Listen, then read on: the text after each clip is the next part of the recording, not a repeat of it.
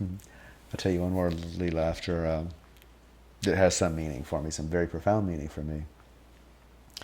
I had everybody else, God and everybody today came along, and everybody had skills um, which they could make gifts for him, and I still can't write. I can't. I have a button shirt on, and it's rare. It's hard for me to do anything with my fingers, and but I could. So I built a deck for him. When he would go out on outings, I would run down behind his house or off to the side of his house over the edge of a cliff, and I built a sitting deck on the edge of a cliff so he could look down into the canyon, and found scrap wood and whatever it was. I built this little deck for him when he would go, and I'd run it. So that was going to be my God and Everybody Day present to him. And so God and Everybody Day came along, and we all would go in one at a time to give him, to see him and receive a gift from him. It was the talk God and Everybody, which they still quote every year. That was that night, that day, and it was heaven. It was heaven. There was God at the head of the table, and there was only love.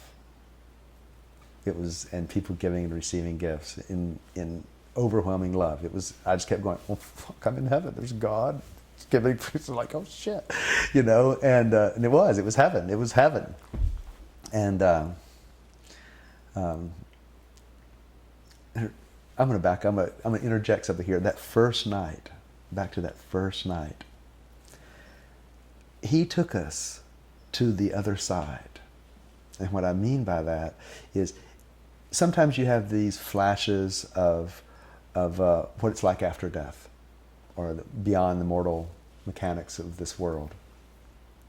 Sometimes you have visions of that. Sometimes you have insights of what something like that could be or would be or whatever. But he actually he took us to that place that was deathless. The joy was so extreme that it was deathless. And he said, you know, I'm always partying here with you, always.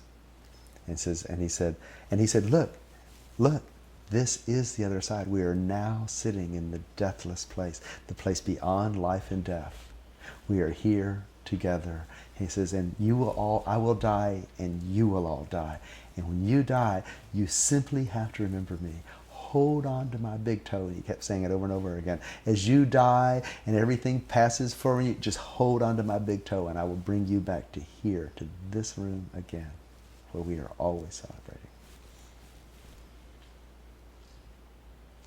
And this God and Everybody Day was like that. It was the other side. It was a deathless, only infinite, eternal love with God in person. And I go up to him, and he has a shawl for me, and which he had given almost everybody a little shawl, but he also had two little frogs and a lily pad carved in ivory, and he said, "This is you and me," and he gave me that, and it broke my heart. And again, we were holding each other's face, hand to hand, face to face, in just swooning joy. And I said, I've got a present for you too. And he goes, it was no different than a 4-year-old boy told that he's going to have a new fire truck. It was just like, really? Where is it? I said, I built you something. It's outside. You know. He goes, well, let's go. He was so given. I mean, I looked around. There's like 20 people waiting to, in this divine scene. And he was willing at that moment to get up and leave the whole house and walk with me down beside his house to see this thing. And I looked around and I went, another time, we'll do it another time. He goes, oh, yeah, right. Like he didn't know.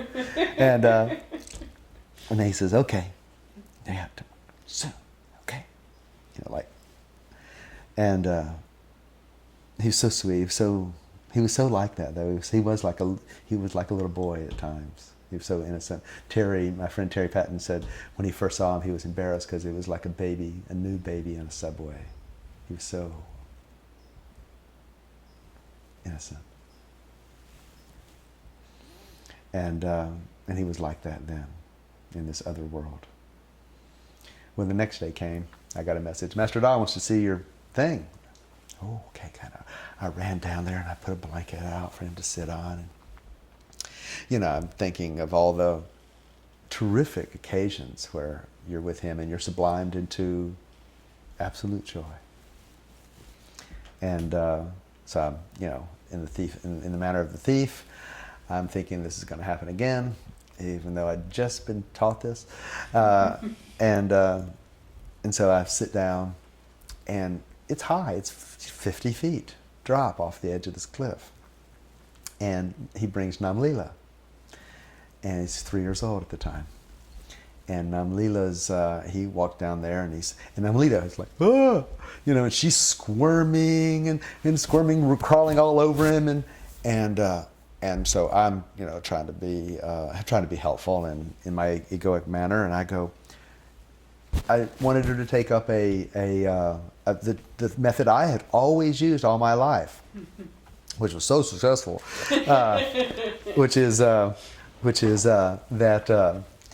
you just have to face the fear and see that it's not as bad as you think, right? So I said, Nam Leela, just lay down here on the edge and look off the edge. And that way your body is safe, but you can actually experience the height and feel and realize that you're safe.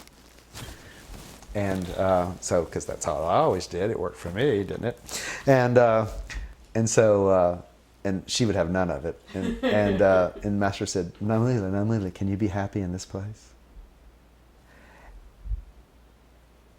It shocked me when he said that. He said it several times to her. And over again. I was like, it was like being hit with a Mack truck, except worse. I instantly thought about a time I accidentally fell 5 stories head first. And when I fell 5 stories head first, I thought, oh, you see, it's not that your life passes before your eyes in super fast motion. You have the perspective of life and death, because everything that you've ever done is a single pattern in that kind of hurling toward the earth in 1.37 seconds. Falling a long way. It's a long time. You can kind of go, I wonder what's happened for dinner. I mean, it's a long time and brutal. And that was what I first thought of when he said that. I was falling again to my death. Because the teaching is not face your fear. At all. It's not understand your fear so that you can be... Nothing. That is not the teaching. The teaching is, can you be happy in this place? And the strategy I'd use as an ego to do all the wild and wonderful things I did in my life was bullshit. A 3-year-old could understand it. And I just stood there. I was stunned. I didn't feel, or I didn't think another thing. I was like, it was like I'd fallen 5 stories head first and I'd smashed the ground. I was like, but I learned that great lesson. You do not become happy by confronting your fear. You do not become happy by realizing that your fear is baseless. No strategy. Those are all egoic strategies that everybody does and promotes. I did in his company, at his feet. And it's bullshit. That teaching is, can you be happy in this place? See, it's the most positive. It's most positive.